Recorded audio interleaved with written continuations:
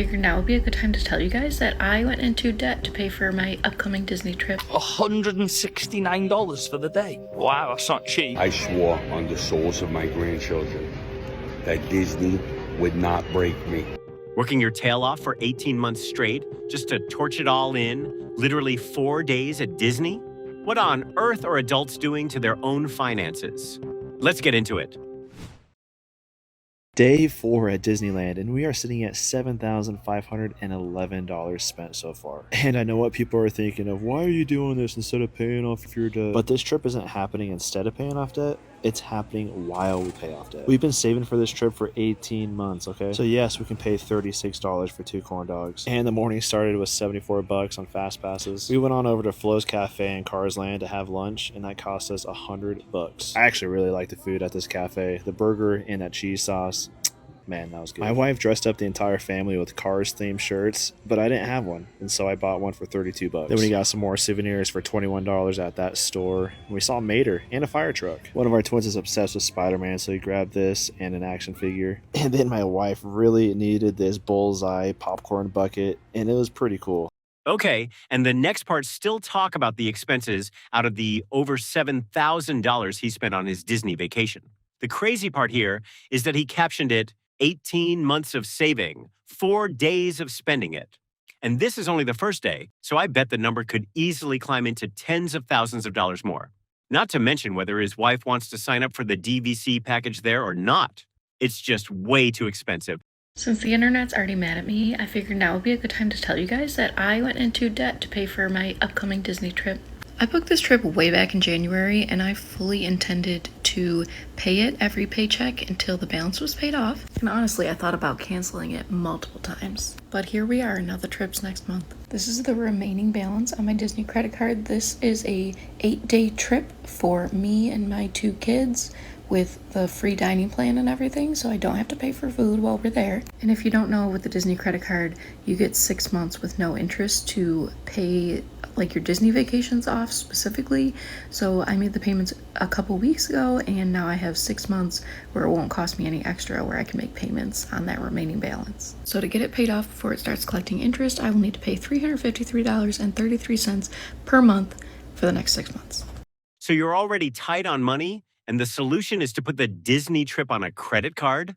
I'm not sure that's helping the situation. My name's Lauren, and I'm only gonna spend $250 this week. My name's Gianna, and I think I'm gonna spend $350 on my Disney trip. I ended up spending $457. I spent a whopping total of $1,005, guys. And that's with an annual pass discount. $1,005 after planning to spend $350? That's wild. And the fact that she had an annual pass discount makes it even crazier. At this point, I'm more curious about what she actually bought to turn a $350 budget into 4 figures. We're at Disney World. Today is like our rest resort Disney Springs day, so I'm gonna keep track of how much money we spend on a rest day. Already off to a bad start, but we got breakfast. We got 2 different like plates, a bowl, and then a plate. And I think that's it. We spent $24 on that. It's almost gone, but we got an iced tea and a coffee. And with a 20% tip, it was $20.14. Went to World of Disney and we spent $152. We got some souvenirs, we got our ornaments, some t-shirts, lots of stuff, honestly. We just finished lunch at Rainforest Cafe, and with tip it was $120.51. We're in a photo booth, so we're paying $10 to get some pictures. We got a strawberry cone with some cotton candy swirl. Cone was 7 and some change. We're just gonna round it up and say $8. The 2026 pin for Madeline's lanyard, it was $21.29. All 8 of these pennies for $5. So I got 3 Mickey and like 2026 pennies for $3 in the other store. I always let the girls pick out like one toy souvenir when we come, and so they each picked one, and in total it was $67. That looks good though. We got some ice cream, and Caleb got like a coffee as his dessert, and it was $26.83. No park, no big attractions, just Disney Springs, food, shopping, and snacks. And somehow the bill still ends up over $480. That's a lot of money for a day where you're basically just hanging out. Waiting for someone to do a deep dive into this really interesting subculture of Disney adults, you know, the people who visit the theme parks 1, 2, 3, 4 times or more every single year, how they pay for it, why they do it. And this incredible piece from the New Yorker really delivers in a bunch of different ways. The piece is called Are Disney Adults the Happiest Debtors on Earth? And it includes a survey that finds that 1 in 4 adults go into debt in order to pay for their Disney vacations. The article shocks you right from the beginning. It starts focused on this college freshman who decides that she wants to relive her childhood and, in the middle of college somehow finds the time to visit Disney World 7 times within 2 years and goes from having $15,000 when she starts college to having $5 at the end of those visits. Another person you read about goes $17,000 into debt after visiting Disney World 10 times over 5 years. One person talks about how they worry about the prices of gas, groceries, paying for a cup of coffee. And yet when they're in Disney World, it's Disney money. It's a Disney coffee. It somehow suspends their worry and they spend freely. And then at the end of those trips, deal with the consequences. The other thing is that these surveys also consistently find that the majority of people do not regret their trip to Disney World because Disney delivers. What do you guys think about this Disney subculture? Is it interesting to you? Did you enjoy this article? I'll link to it in my bio, and please continue to share your favorite long-form pieces. 7 Disney trips turned $15,000 into just $5, while someone else went $17,000 into debt. That's insane. Tell me in the comments, no Disney trip is worth going into debt. I want to know how many of you agree. Disney's got another one for you today, and I came across this. This is wild. So this is the cost per ride at each park. So it's going based off the ticket price and how many rides they have, and then it's going to narrow it down to how much each ride costs to ride. Disneyland's the cheapest because it has 36 rides per ticket at $6.22. But if you're going to Disney's Animal Kingdom, you're hooked. $30 per ride. Wild. But hey, that's why coppers, I guess, right? Let me know down in the comments below if you would pay for any of these rides at that market price, cost per ride. Peace. This is why looking at the total ticket price can be misleading. Once you divide it by the number of rides you actually get, the value starts looking pretty ugly. If you're spending $30 per ride, every attraction better feel worth the money.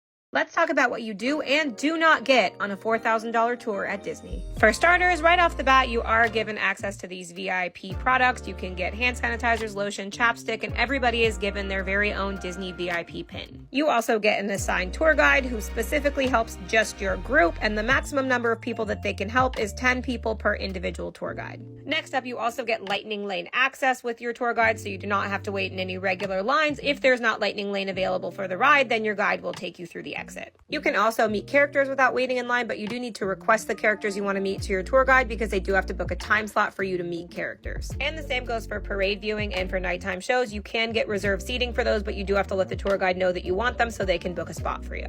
And we were able to see World of Color even though it was technically after the time that our scheduled tour had ended. And now let's talk about what is not included in the $4,000 price you pay. The most important thing that is not included is park tickets. You must have your own park tickets to enter Disneyland and California Adventure or whatever park you want your guide to take you to, and you must have your own park reservation. The cost of the tour also does not include any of your food and drinks, so you will be purchasing those separately. I highly recommend using mobile order so you don't waste any of the time on your tour. The only exception to this was that our tour guide did give us water bottles in the middle of the tour. And one last big thing that you do not get on your tour that I think is a big common misconception is that you do not get any backstage access with a regular VIP tour. They reserve that for their celebrity guests.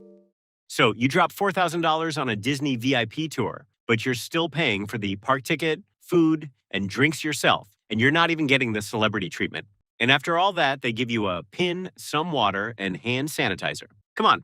Welcome to my series of things I want to buy at Disneyland, but I'm not going to. Up first is this cute elephant designed by Stife or Steve and Friends, but it's so soft. This Dumbo is $42.99. This tumbler is so expensive, it's $54.99, but I love it. I love the old school attraction art. I want these ears. I love the checkers. I like the color. The beige kind of yellow is nice.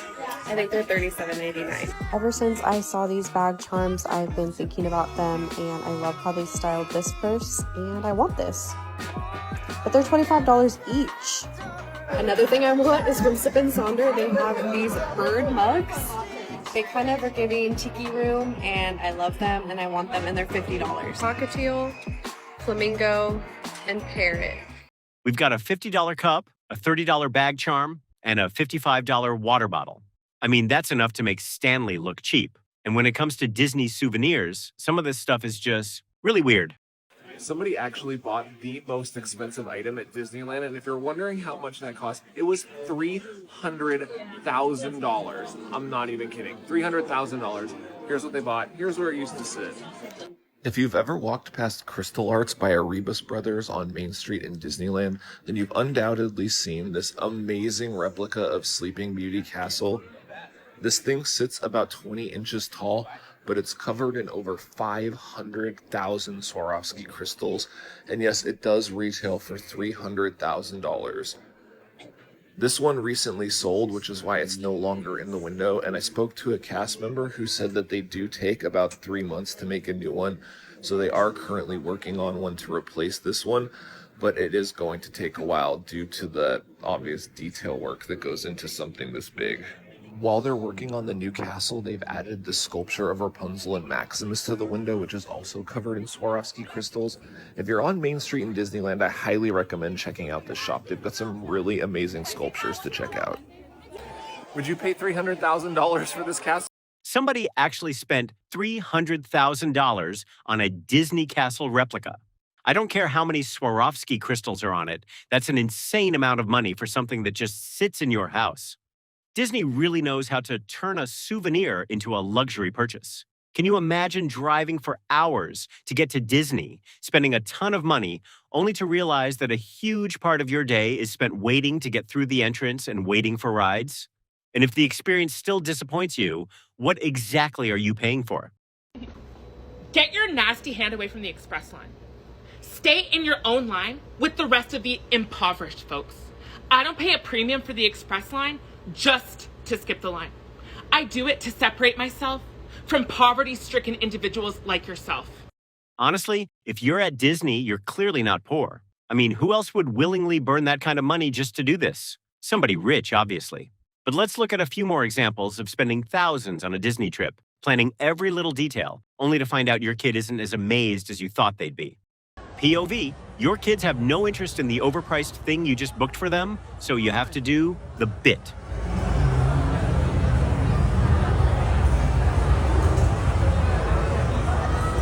Royal Princess Dinner, that's going to cost like $200, and both kids are sleeping. Nothing humbles you like spending thousands on a Disney trip and having your child say their favorite part was the hotel pool.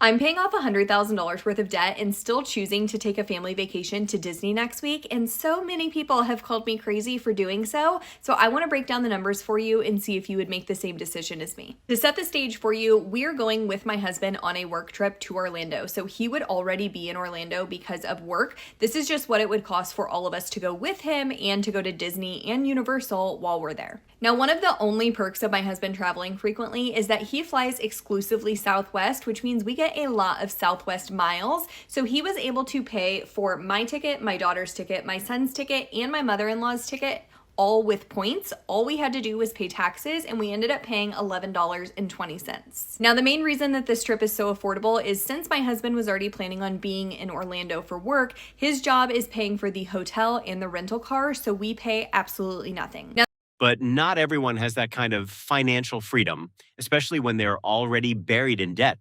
Some people still spend money on vacations thinking, I deserve to enjoy life too, instead of paying down what they owe and living within their means.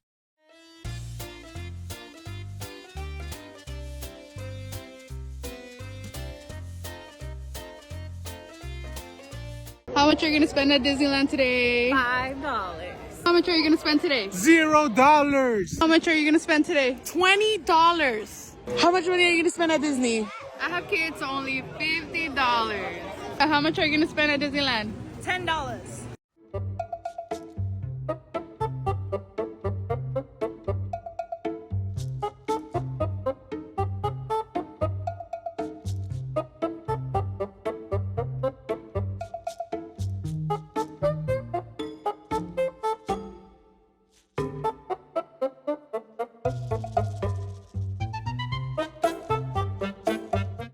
biggest money grab Disney's ever done. So we're in this new Disney drop shop where all the little vinyl mystery boxes are, and what have you found? Winnie the Pooh. Winnie the Pooh? And the cats. And the cats. So these are the cats. Sarah wants, which one do you want? Figaro. Fun fact, Figaro? he's in 2 movies. He's in Pinocchio and he's Minnie Mouse's cat.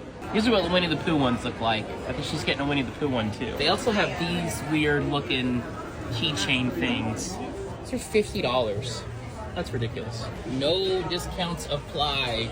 Universal would never. And I've talked about these mystery boxes in other videos too. They're basically a scam. Or put another way, it's gambling disguised as shopping. Trips are coming up. So, please don't tell me trips are coming up. Well, I've been trying to plan a Disney cruise. Oh, that's insanely expensive. Exactly. What is that? How much is that going to cost? Well, how much is that going to cost? For the weeks that I needed to go. So it had to be specific because he can't get off work. He has shut down on 2 weeks a year. So the price for the week we needed to go was going to be $8,000 for the cruise. Oh my! That is a month of your income, lady. You said you want to control the money because you cannot trust him so that you guys can pay off debt so that you can get married. That is what you opened this conversation with. You, that is not the truth. That is both. That is both. That is both. That is both. You're in debt and you're planning an $8,000 Disney cruise? Come on, if you're serious about paying off that debt, that $8,000 should be going toward your bills, not a vacation. You can't keep trying to get out of debt while spending money like this.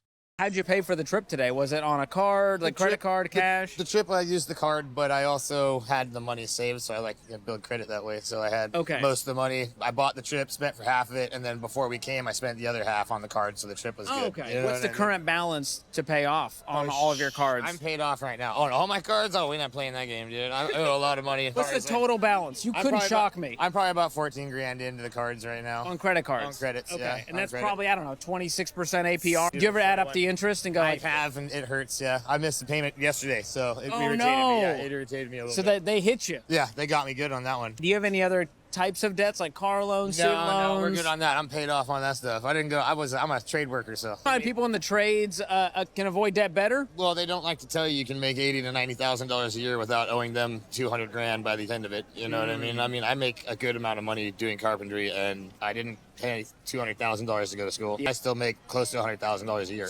Wait, he says he had enough saved to cover the trip, but he's still carrying $14,000 on credit cards at 26% interest. Then he says he was one day late on a payment and got hit with a fee while he's at Disney. I'm sorry, what is the logic here? How much I was quoted for my wedding in Disney World? Let's get into it. You guys have been asking me this question, if I can share some more details and break it down, since the site only gives like very basic information. My wedding is still 6 or 7 months away, so we aren't fully done. There's things we haven't even got a chance to pick out yet. So this is just the basics of what I've been quoted for like the bigger things like the venue, DJ, and food. Starting with one of the main costs, our ceremony is $7,000 flat, and that is going to be at Seabreeze Point at the Boardwalk Resort in Disney, and that comes with all of the chairs and a water station and a violinist or a harpist. That does not include an officiant, which we'll have to find and pay for that on our own. The biggest expense, like most weddings, are food. So because we're having 80 people and it's going to be a lunch, it's $190 a person, and again, that's without adding anything extra. We haven't customized our menu yet, but that's kind of like the standard package. So $190 times 80 people, we're spending around $15,000 at least on food. Our reception is going to be at the yacht club, so there's an additional $2,000 venue fee that we have to pay. We also booked a DJ, so that's another $3,000. So just at the basic package that we have right now, we are just about under $30,000. Again, we're going to go down there. We're probably going to add a couple things on. I can already pretty much see where this is going. We're already talking about almost $30,000, and she still has more to add. And honestly, I wouldn't be surprised if this thing blows right past the original budget. If you think that's crazy too, subscribe and let's talk about it. I got married at Disney's Wedding Pavilion, and here are the things that no one tells you about. Yes, it's one of Disney's most expensive ceremony venues. But here's why it's also the best equipped. It holds up to 250 guests, which is huge for a Disney ceremony. And the venue includes a live organist. The electric organ can sound like multiple instruments. You can bring in or add another musician, but you'll pay their full price on top. The iconic 12 chimes of midnight when you make your entrance is no extra fee. Now let's talk numbers, because this is where people get shocked. The ceremony venue fee alone is $8,000. But that also triggers an event minimum depending on the day and time. Monday through Thursday is an $18,000 minimum, Friday mornings and evenings is a $20,000 minimum, peak Friday times is $25,000, Saturday mornings and evening is $25,000, and Saturday peak times can run up to $35,000. So yes, it's pricey, but between the size, the music, the setup, and the experience, I'd do the wedding pavilion again in a heartbeat. I mean, for $8,000, I'd hope the organ player and the special effects were pretty impressive. That's a serious amount of money just for the ceremony.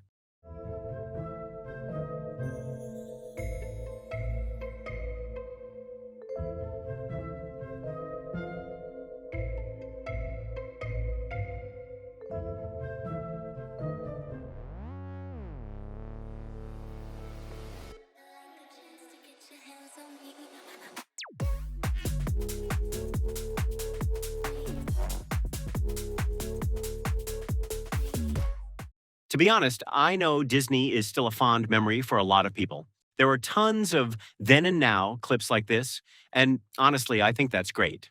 Still, you can't ignore the shift we're seeing between the crazy price hikes and the heavy corporate push. It kind of feels like the corporate side is overshadowing the magic for a lot of everyday fans. This Mickey ice cream bar would have cost $2.75 at Disney World in 2009. With inflation, that bar would cost $4.22 today, but the price has more than doubled to $6.50. And it's not just the price of ice cream. Basic Mickey ears are up 67%, and the Mickey pretzel is up 118%. It's also gotten more expensive to get inside the parks. From 2015 to 2025, Disney World's top-tier annual pass nearly doubled from $829 to $1,629. That's a 44% increase after inflation. Every year I think to myself, well, what's my breaking point? When will I say, oh, this is too much for an annual pass? Disney attributes these price hikes to inflation, rising labor costs, and the billions it invests to offer more experiences. But changes in how Disney sets park prices and its volatile entertainment division could also be to blame. Now I feel like every time I blink, something new is getting more expensive in the parks. As the company invests more money in new rides, cruise ships, resorts, and themed lands, will shiny new attractions be enough to keep Disney fans returning? I guess the magic isn't free after all.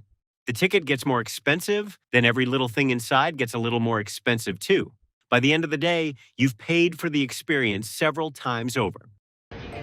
I swore on the souls of my grandchildren that Disney would not break me. I'm broke. I'm there. The pimples popped. The Band-Aid is ripped off. I need to get a vacation from the vacation, and I need it fast. And people want to know why I act this way. Sick. Look at this thing. Cute little pin. $35. $35. What about these ears? Another racket. These ears, I bought them in the park. $40 for ears. Your kid wants to walk around like Mickey Mouse or Minnie Mouse, $40 a pop. That's nothing. You can't just get that. You gotta get these toys. Oh, look at this toy. Look at this toy. $50. Oh, I'm done. Can we get the f*** out of here, Mo? Okay, and we all know kids are probably going to want more than one thing. You can't really take them to Disney and buy them nothing, especially when the whole trip is mostly for them, right? $35 here, $40 there, then $50. Those little purchases add up fast. Maybe that's why Disney is such an easy spending trap. How much did we spend at Disney's Alani Resort? Husband, my son, and I were here for a total of 3 days and 2 nights. Alani can get expensive, so we did our research and tried to find the best deals. Starting with flights, we flew United, and they would have been $430 per person, but we used points, so we didn't spend any here. Best deals for rooms at Alani were through renting DVC points. We got an ocean view room with a queen-size bed and a queen-size sleeper sofa. Because it's a DVC room, there's also a sink and a microwave. And the room itself came out to $350 per night, which is not bad for being ocean view. Now, between breakfast, lunch, dinner, and any snacks we got, this was all charged to the room. And we also had a character breakfast, which was the most expensive meal we had here. For the length of 3 days and 2 nights, our total bill for food was about $250. As far as activities, we did fish feeding and snorkeling at Rainbow Reef. Fish feeding was $7 per person. Snorkeling was $25 per adult and $20 per child. Being in Hawaii, we probably could have had a much nicer experience snorkeling somewhere else, but we love snorkeling so much we couldn't pass it up. The gift shop is where things went wrong. This is where we spent the majority of our money and went a tiny bit overboard. We spent about $1,200 in the gift shop. Don't come at me, there were so many cute things. Aside from that, parking would have been $40, but with the DVC room, it was included. So with that, we spent a grand total of $3,600. If I had $3,600 to spend on a vacation, Disneyland wouldn't be my first choice. I could take that money to Mexico, stay at a nice resort for a few days, enjoy the beach, good food, and some activities, and actually feel like I got a real vacation out of it. Spending $1,200 at a gift shop on stuff that's marked up like crazy just doesn't make much sense to me. Oh, okay, $35 for parking. Off to a bad start. The tickets were $200. Don't you think like parking should be included in that? All right, we're on Mickey 10C. You gonna remember that? Yep. I have a bad memory. Yep. Mickey 10C. Yeah. I'm already tired. Please keep your head lowered across beyond the yellow floors. Have a great day. Oh, we have to get up? Oh, okay. Is it always this packed? No. Do you have any Advil? Nope. My feet are on fire right now. And you want a churro? Oh, I really shouldn't. I mean, my cholesterol is just... I don't care if I die. I gotta sit down, man. You want to go on Pirates? Yeah. How you feeling? You want to skip the fireworks and beat traffic? Oh, yeah. All right, let's go. Wait, where did we park again? I forgot. What do you mean you forgot? I forgot. How did you forget? What, you didn't take a photo or anything? It's been a long Oh my day. god! Oh my You god! didn't take a Oh photo. my god! Yeah, this is obviously satire, but that's what makes it funny. A lot of families probably have a Disney day that ends up looking pretty much like this. So much I spent in a day at Disneyland. My ticket was only $70 because of the locals discount. Then I started the morning off strong with a black cat cold brew for $8. I got a personalized hat for my baby for $27, and then we had to do a silhouette for his first visit, which was $34. I got the Sweet Heat beignet chicken sandwich for $15, and of course I had to go right next door and get beignets, so I got 6 for $10. Then I got 2 soups and cookies for $37. Ratatouille soup was fire. Cozy cone mac and cheese and a drink for $33. Disney balloon for the baby was $20, and I finished off the night with a birria grilled cheese and Jolly Holiday combo for $32. This made my grand total for the day $287. Look, I'm not saying it's wrong for you to go to Disneyland, but just set a budget before you go. Bring cash or something like that. Seriously, set a budget. Leave your credit card in the car or somewhere like that and just pay with cash. And honestly, you really shouldn't be going on vacation if you're drowning in debt. That's all I'm saying. Going to Disney in Tokyo is now cheaper than going to Disney in Florida. From the US, going all the way to Tokyo. Correct. So I have some price points here. How much do you think a one-day ticket into the park in Florida costs compared to Tokyo? I think Florida's got to be upwards of $400 for a ticket. What? I have no idea. $400 for a ticket to a park? I've never been to Disney. No, what, 200? No. Okay, it's close. That's closer. 150. It's $164 for a day pass. I've never looked into it. I don't know. In Tokyo, how much do you think a day pass costs? Half the price, $80. It's even less than that. It's $60. So that's a third of the price for going to Tokyo Disney rather than Florida. It's less than half the price of Disney in Florida. But let's look at some of the other costs as well. How much is a hotel in Florida Disney compared to Tokyo Disney? Now we're talking like $400, $500 a night. So I think that this is a little low, actually. It says $309 per night in Florida. If you stay at a Disney resort hotel, it's definitely more than that. In Tokyo, how much is a hotel in Disney? I'm going to continue with the half bit. I'm going $150 a night. It's right around there. It's $186 per night. The last thing is flights. How much is a flight from in the US to Florida compared to in the US to Tokyo? Depends where you're coming from, but I'll say the average flight website has to be $450. Yeah, so this one says around $374. It could go upwards of $450, as low as $350. Depends on the season. How much do you think it is to Tokyo on average? Is it $800? It's right around $800. It's $879. Again, that can fluctuate. I don't know how many days they calculated for. A trip to Florida Disney living in the US is $1,803. That's crazy. A trip to Tokyo with the flights, hotel, and the park passes is $1,584 for almost $250 cheaper. I don't think most people would guess Tokyo could come out cheaper than Florida. If you had to choose after seeing these numbers, which one would you pick? Like the video and share it, because I know this one's going to get people talking. It's cheaper for Americans to go all the way to Japan to go to Disney than it is to go to the parks in America. So let's break down the cost. First, my ticket costs 9,400 yen. Now there is a park hopper ticket that's only available in the summertime, and that costs 13,700 yen. Now if you want to save even more money, there's an early evening ticket that lets you enter the park from 3 p.m. That's only 6,500 yen. Now there's also a weeknight ticket that lets you enter the park from 5 p.m. That's only 4,500 yen. Now on to food. You can actually bring in your own food from convenience stores, which is obviously cheaper, but I never need to do that. I always buy food in the park, which is always really affordable. This day I only spent $50 and I got to try a bunch of snacks from all over the park. For example, a box of popcorn costs around 400 yen and a full meal is around 1,200 yen. And merchandise is also really cheap, with Mickey ears costing around 2,200 yen. And now let's talk about accommodation. I stayed at Oriental Hotel Tokyo Bay, which is right up the street from Tokyo Disney, and they even have free shuttle buses to and from the park. And prices right now for one night are around 17,000 yen. You can choose to include a breakfast buffet to your stay, and they even have free lockers to store your luggage and a huge amenity room where you can pick up everything you need for free. So yeah, getting to Japan is going to cost you.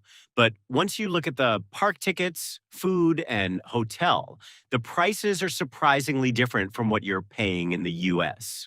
Even Disney is worried about the high cost of a Disney vacation. That's the headline in a new report from the Wall Street Journal, which says that even some people inside Disney are worried that the company has become addicted to price hikes. We're all trying to find the guy who did this. Let's break down why it's now a problem for Disney and how Disney missed a simple bit of human psychology to create this mess in the first place. So going to Disney World and Disneyland has gotten more expensive. How much more? A lot more. In 2019, a typical 4-day Disney World vacation cost $3,230, adjusted for inflation. In 2024, that same vacation goes up to $4,266. That's a 32% increase before you even consider food and transportation. And the Wall Street Journal says that most of that increase came from, quote, new costs for services and add-ons that were once free, like Lightning Lane. And this is starting to hurt Disney's business. Over the last 3 months of last year, attendance was down 2% year over year. And since late 2023, Disney's own guest surveys found that the number of guests planning return trips had, quote, ticked sharply down. And you don't have to be an expert in human psychology to understand why it's plummeting. Let's take an average family. Yes, Disney got 30% more out of them over a vacation. And some MBAs at the company looked at that spreadsheet and said, wow, we rock, we just made more profit out of nothing. But people can tell when they get value for their money. And that family paid more for a degraded experience. They don't get a ride from the airport anymore, they begrudgingly paid for Lightning Lane and maybe only got 3 rides from it, and probably experienced more rides breaking down because Disney cut back on their maintenance budget. Do you think that family is going to want to come back? No. Look, I still love going to Disney World, but even families that have a good vacation are probably less enthusiastic about it, not raving to their friends that, oh, you have to go, we had the best time, and delay their next visit from next year until 3 or 5 years from now, because everything's so expensive. So yes, they got 30% more money now, but they are missing out on the repeat revenue and good word of mouth. And this has absolutely hurt Disney's brand. I cannot tell you how many times I've heard regular non-Disney obsessed people say, oh yeah, they charge for FastPass now, people don't like that. For years, I've been saying that Disney raising prices while cutting perks has been short-sighted and will hurt their bottom line in the long run. So yeah, when it comes to sowing and reaping, Disney is now in the reaping phase. But do you think that Disney can turn this around? I think there's a point where raising the price stops feeling like you're paying for a better experience and starts feeling like you're paying for the privilege of being there. And I'm not sure that's a great direction for Disney.